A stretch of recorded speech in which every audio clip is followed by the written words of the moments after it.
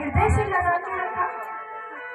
मुझे थोड़ा सा भी छींक आ जाती वो मैया मुझे अपने हृदय से लगा देती। कभी गौशाला जाती और गौ की चरण रस मेरे मुख में लगाती। मेरी कितनी वो करती। मैं कैसे छोड़ दूं अपनी मैया को? मैं नहीं छोड़ पाऊंगा। इसीलिए हे प्रभु शांत हो जाइए। ब्रह्मा शंकर आदि मनी मन कह रहे प्रभु शांत हो जाइए। आपका कर्तव्य है। अब आपका जो जिस कर्म के लिए आपने धरा धाम पर अवतार लिया था वो समय आ गया नाथ। अब आपको जाना चाहिए। अपने आप को संभालिए नाथ।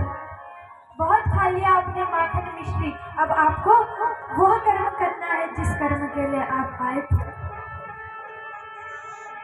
जैसे ही सुबह हुई महाराज गोपियों ने देखा कि कृष्ण और बलराम कहीं जा रहे हैं।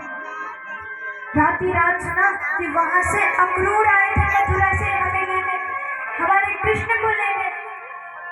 महाराज गोपियों के नेत्र सजल हो गए। गोपियां रोने लगी कि अरे ये अक्रूर नहीं बड़ा क्रूर है।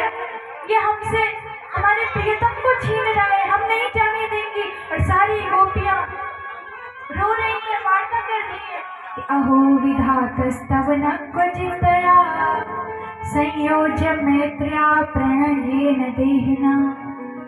कि अहो विधाता, हे विधाता तुम कितने निष्ठुर हो। क्यों? क्योंकि पहले तुम मिलाते और उसके बाद वियोग दे देते हो। हमसे ये वियोग नहीं सहा जाएगा विधाता। तुम्हें सृष्टि रचनी नहीं आती। तुम जिस प्रकार छोटे बच्चे खिलौने खेलते हैं ना और उसके बाद थोड़ा बड़े हो जाए उन्हें पटक देते हैं, दूसरा खिलौना आ जाता है। उसी प्रकार तुम भी हमारे साथ ऐसा खेल खेल रहे हो विधाता। रो रही है गोपियां। अब तो महाराज जैसे ही ठाकुर जी अक्रूर जी के रथ में बैठे, बलदाऊ भैया भी और ठाकुर जी भी, गोपियां लेट गई मार्ग में। गोपियों ने कहा हम नहीं जाने देंगे, हम जाने ही नहीं देंगे अपने प्रियतम को। मार्ग में लेट गई, जाने ही नहीं दिया रथ को आगे। ठाकुर जी ने कहा हे गोपियों तुम मेरे से प्रेम करती हो? गोपियों ने कहा हाँ करती हूँ। हम नहीं चाहती कि आप जाओ तो क्या करूं? हे गोपियों प्रेम किसे कहते हैं? देखिए गोपियां क्या कहती हैं कि प्रेम किसे कहते हैं? तत् सुखे सुखत्वम, जिसमें प्रियतम की खुशी है वही प्रेम है। कि कर लो करा लो प्रभु जो है तुम्हारी मर्जी। खुशी दो या गम जो भी खुशी से रहूंगा। तुम जो भी आप सुख दो दुख दो जैसा भी हो नाथ, बस आप हो ना।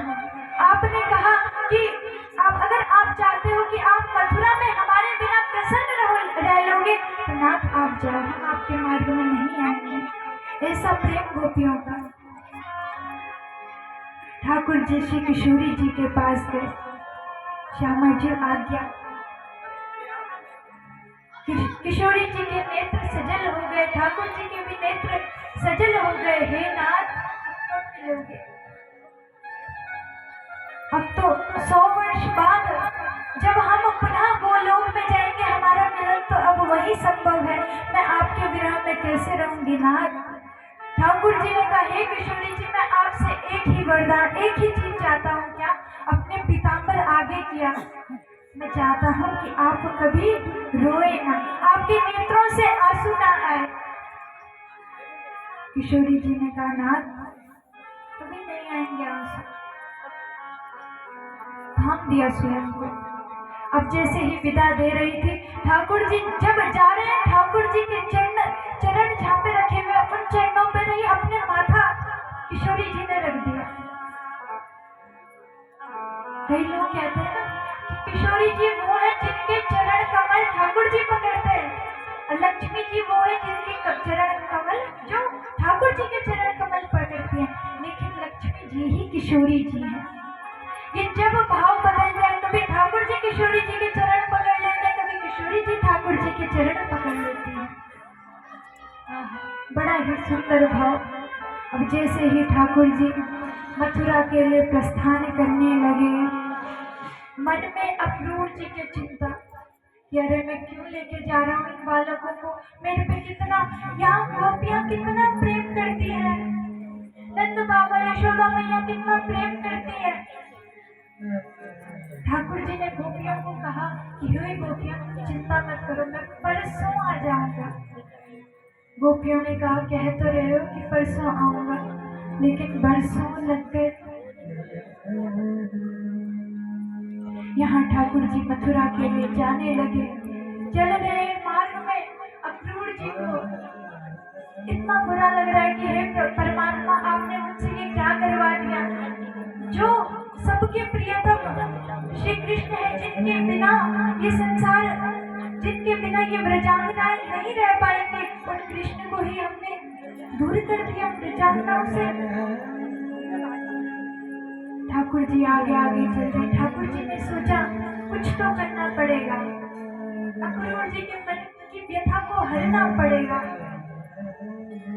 तो क्या हुआ, जैसे ही यमुना नदी बीच में आई, अक्रूर जी ने कहा चलिए, हे ठाकुर जी, हे बलराम जी, आप रथ में विराजमान होइए, हम जरा स्नान करके आते हैं। अक्रूर जी गए और जैसे ही यमुना जी में नाक बंद की और डुबकी मारी, वहां क्या देखा कि शांताकारं भुजगशयनं पद्मनाभं सुरेशं, वही साक्षात भगवान श्री कृष्ण विराजमान है और पीछे से बलराम ही शेषनाग के रूप में विराजमान है। बड़ा ही सुंदर भाव,